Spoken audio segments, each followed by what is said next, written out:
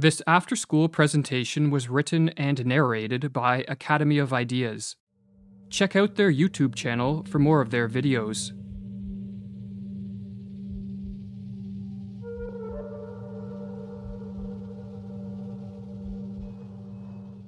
The masses have never thirsted after truth. They turn aside from evidence that is not to their taste, preferring to deify error if error seduce them. Whoever can supply them with illusions is easily their master. Whoever attempts to destroy their illusions is always their victim. According to the psychologist Carl Jung, the greatest threat to civilization lies not with the forces of nature, nor with any physical disease, but with our inability to deal with the forces of our own psyche. We are our own worst enemies, or as the Latin proverb puts it, man is a wolf to man. In Civilization in Transition, Jung states that this proverb is a sad yet eternal truism, and our wolf-like tendencies come most prominently into play at those times of history when mental illness becomes the norm rather than the exception in a society, a situation which Jung termed a psychic epidemic. Indeed, it is becoming ever more obvious, he writes, that it is not famine, not earthquakes, not microbes, not cancer, but man himself, who is man's greatest danger to man, for the simple reason that there is no adequate protection against psychic epidemics, which are infinitely more devastating than the worst of natural catastrophes. In this video, we are going to explore the most dangerous of all psychic epidemics, the mass psychosis. A mass psychosis is an epidemic of madness, and it occurs when a large portion of a society loses touch with reality and descends into delusions. Such a phenomenon is not a thing of fiction. Two examples of mass psychoses are the American and European witch hunts of the 16th and 17th centuries, and the rise of totalitarianism in the 20th century. During the witch hunts, thousands of individuals, mostly women, were killed, not for any crimes they committed, but because they became the scapegoats of societies gone mad. In some Swiss villages, writes Francis Hill, there were scarcely any women left alive after the frenzy had finally burned itself out. When a mass psychosis occurs, the results are devastating. Jung studied this phenomenon and wrote that the individuals who make up the infected society become morally and spiritually inferior. They sink unconsciously to an inferior intellectual level. They become more unreasonable, irresponsible, emotional, erratic, and unreliable, and worst of all, crimes the individual alone could never stand are freely committed by the group smitten by madness. What makes matters worse is that those suffering from a mass psychosis are unaware of what is occurring. For just as an individual gone mad cannot step out of his mind to observe the errors in his ways, so too there is no Archimedean point from which those living through a mass psychosis can observe their collective madness. But what causes a mass psychosis? To answer this question, we must first explore what drives an individual mad. While there are many potential triggers of madness, such as an excessive use of drugs or alcohol, brain injuries, and other illnesses, these physical causes will not concern us here. Our concern is with psychological, or what are called psychogenic triggers, as these are the most common culprits of the mass psychosis. The most prevalent psychogenic cause of a psychosis is a flood of negative emotions, such as fear or anxiety, that drives an individual into a state of panic. When in a state of panic, an individual will naturally seek relief, as it is too mentally and physically draining to subsist in this hyper-emotional state. While escaping from the state of panic can be accomplished through adaptive means, such as facing up to and defeating the fear-generating threat, another way to escape is to undergo a psychotic break. A psychotic break is not a descent into a state of greater disorder, as many believe, but a reordering of one's experiential world, which blends fact and fiction, or delusions and reality, in a way that helps end the feelings of panic. Silvano Arietti, one of the 20th century's foremost authorities on schizophrenia, explains the psychogenic steps that lead to madness. Firstly, there is the phase of panic, when the patient starts to perceive things in a different way, is frightened on account of it, appears confused, and does not know how to explain the strange things that are happening. The next step is what Arrietty calls a phase of psychotic insight, whereby an individual succeeds in putting things together by devising a pathological way of seeing reality which allows him to explain his abnormal experiences. The phenomenon is called insight because the patient finally sees meaning and relations in his experiences. But the insight is psychotic because it is based on delusions, not on adaptive and life-promoting ways of relating to whatever threats precipitated the panic. The delusions, in other words, allow the panic-stricken individual to escape from the flood of negative emotions, but at the cost of losing touch with reality, and for this reason, Arrietty says that a psychotic break can be viewed as an abnormal way of dealing with an extreme state of anxiety. If a panic-triggering flood of negative emotions in a weak and vulnerable individual can trigger a psychotic break, then a mass psychosis can result when a population of weak and vulnerable individuals is driven into a state of panic by threats real, imagined, or fabricated. But as delusions can take many forms, and as madness can manifest in countless ways, the specific manner in which a mass psychosis unfolds will differ based on the historical and cultural context of the infected society. But in the modern era, it is the mass psychosis of totalitarianism that appears to be the greatest threat. Totalitarianism, writes Arthur Versluis, is the modern phenomenon of total centralized state power, coupled with the obliteration of individual human rights. In the totalized state, there are those in power, and there are the objectified masses, the victims. In a totalitarian society, the population is divided into two groups, the rulers and the ruled, and both groups undergo a pathological transformation. The rulers are elevated to an almost godlike status, which is diametrically opposed to our nature as imperfect beings who are easily corrupted by power. The masses, on the other hand, are transformed into the dependent subjects of these pathological rulers and take on a psychologically regressed and childlike status. Hannah Arendt, one of the 20th century's preeminent scholars of this form of rule, called totalitarianism an attempted transformation of human nature itself. But this attempted transformation only turns sound minds into sick minds, for as the Dutch medical doctor who studied the mental effects of living under totalitarianism wrote, "There is in fact much that is comparable between the strange reactions of the citizens of totalitarianism and their culture as a whole, on the one hand, and the reactions of the sick schizophrenic on the other. The social transformation that unfolds under totalitarianism is built upon and sustained by delusions. For only deluded men and women regress to the childlike status of obedient and submissive subjects, and hand over complete control of their lives to politicians and bureaucrats. Only a deluded ruling class will believe that they possess the knowledge, wisdom, and acumen to completely control society in a top-down manner.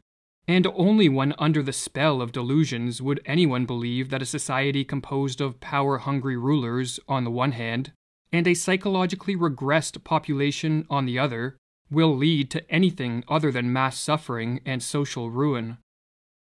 But what triggers the psychosis of totalitarianism? As was explored in the previous video of this series, the mass psychosis of totalitarianism begins in a society's ruling class. The individuals that make up this class, be it politicians, bureaucrats, or crony capitalists, are very prone to delusions that augment their power, and no delusion is more attractive to the power-hungry than the delusion that they can and should control and dominate a society. When a ruling elite becomes possessed by a political ideology of this sort, be it communism, fascism, or technocracy, the next step is to induce a population into accepting their rule by infecting them with the mass psychosis of totalitarianism. This psychosis has been induced many times throughout history, and as Mirlu explains, it is simply a question of reorganizing and manipulating collective feelings in the proper way.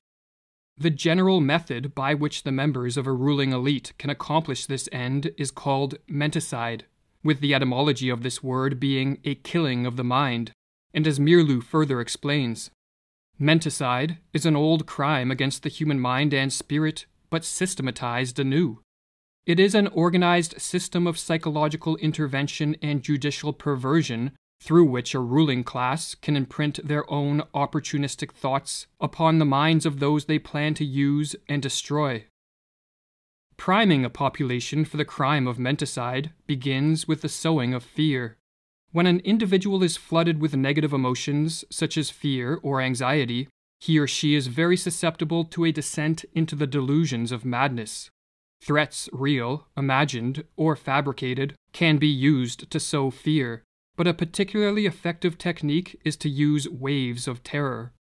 Under this technique, the sowing of fear is staggered with periods of calm, but each of these periods of calm is followed by the manufacturing of an even more intense spell of fear, and on the process goes. Or as Mirlu writes, each wave of terrorizing creates its effects more easily after a breathing spell than the one that preceded it, because people are still disturbed by their previous experience. Morality becomes lower and lower, and the psychological effects of each new propaganda campaign become stronger. It reaches a public already softened up. While fear primes a population for menticide, the use of propaganda to spread misinformation and to promote confusion with respect to the source of the threats and the nature of the crisis helps to break down the minds of the masses. Government officials and their lackeys in the media can use contradictory reports, nonsensical information, and even blatant lies. As the more they confuse, the less capable will a population be to cope with the crisis and diminish their fear in a rational and adaptive manner. Confusion, in other words, heightens the susceptibility of a descent into the delusions of totalitarianism. Or as Mirlu explains, logic can be met with logic, while illogic cannot. It confuses those who think straight. The big lie and monotonously repeated nonsense have more emotional appeal than logic and reason. While the people are still searching for a reasonable counter-argument to the first lie, the totalitarians can assault them with another. Never before in history have such effective means existed to manipulate a society into the psychosis of totalitarianism. Smartphones and social media, television and the internet, all in conjunction with algorithms that quickly censor the flow of unwanted information, allow those in power to easily assault the minds of the masses. What is more, the addictive nature of these technologies means that many people voluntarily subject themselves to the ruling elite's propaganda with a remarkable frequency. Modern technology, explains Mirlu, teaches man to take for granted the world he is looking at. He takes no time to retreat and reflect. Technology lures him on, dropping him into its wheels and movements. No rest, no meditation, no reflection, no conversation. The senses are continually overloaded with stimuli. Man doesn't learn to question his world anymore. The screen offers him answers, ready-made. But there is a further step the would-be totalitarian rulers can take to increase the chance of a totalitarian psychosis, and this is to isolate the victims and to disrupt normal social interactions. When alone and lacking normal interactions with friends, family, and co-workers, an individual becomes far more susceptible to delusions for several reasons. Firstly, they lose contact with the corrective force of the positive example, for not everyone is tricked by the machinations of the ruling elite, and the individuals who see through the propaganda can help free others from the menticidal assault.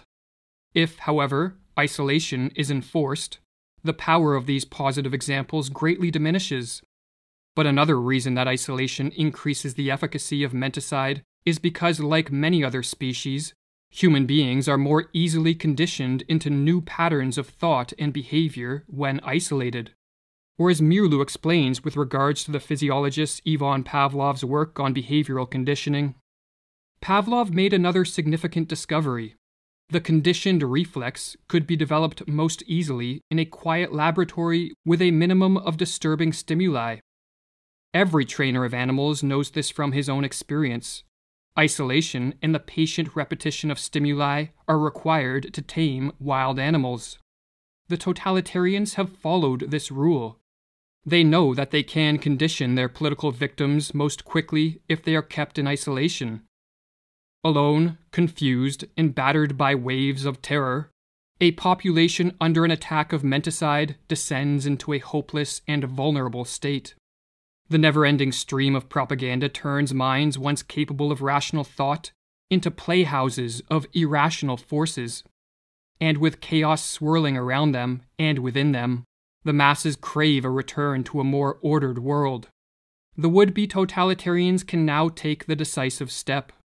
They can offer a way out and a return to order in a world that seems to be moving rapidly in the opposite direction. But all this comes at a price.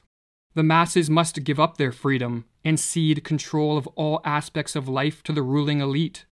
They must relinquish their capacity to be self-reliant individuals who are responsible for their own lives, and become submissive and obedient subjects. The masses, in other words, must descend into the delusions of the totalitarian psychosis. The totalitarian systems of the 20th century represent a kind of collective psychosis. Whether gradually or suddenly, reason and common human decency are no longer possible in such a system. There is only a pervasive atmosphere of terror and a projection of the enemy, imagined to be in our midst. Thus society turns on itself, urged on by the ruling authorities. But the order of a totalitarian world is a pathological order.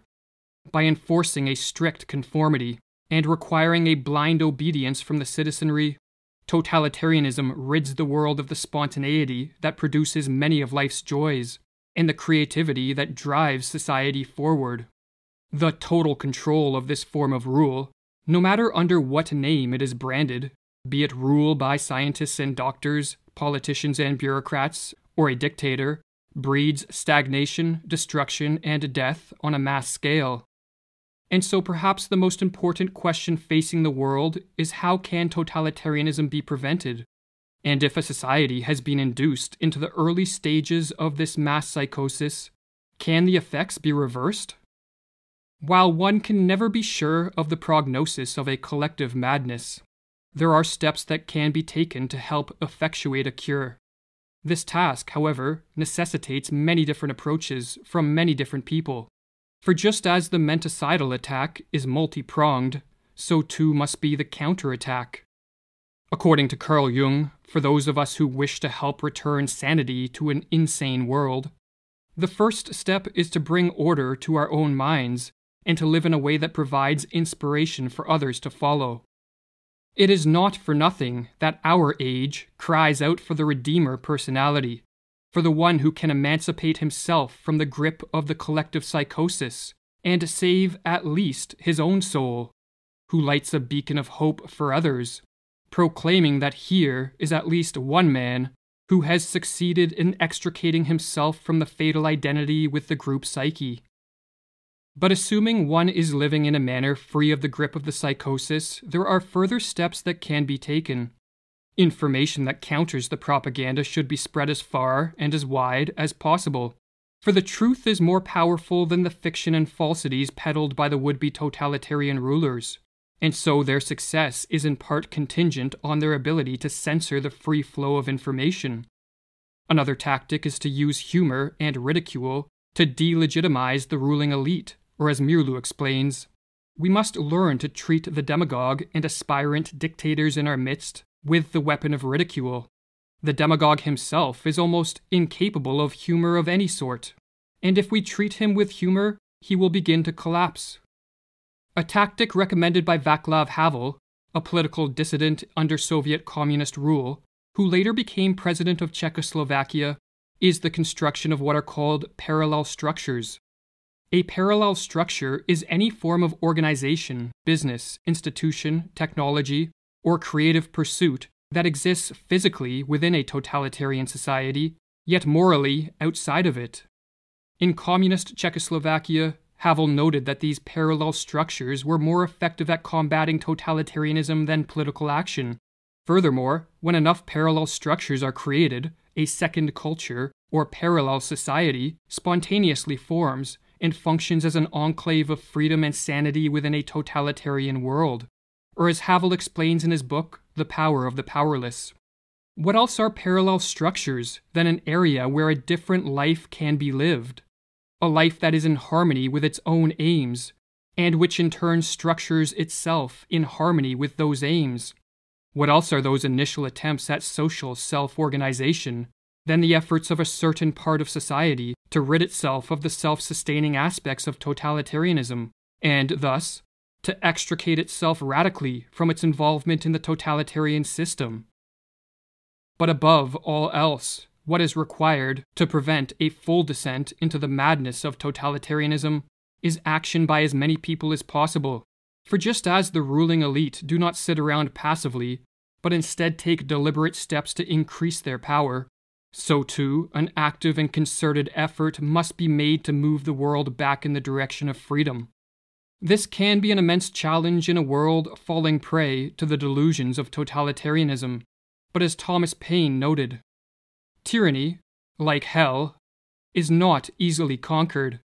Yet we have this consolation with us, that the harder the conflict, the more glorious the triumph.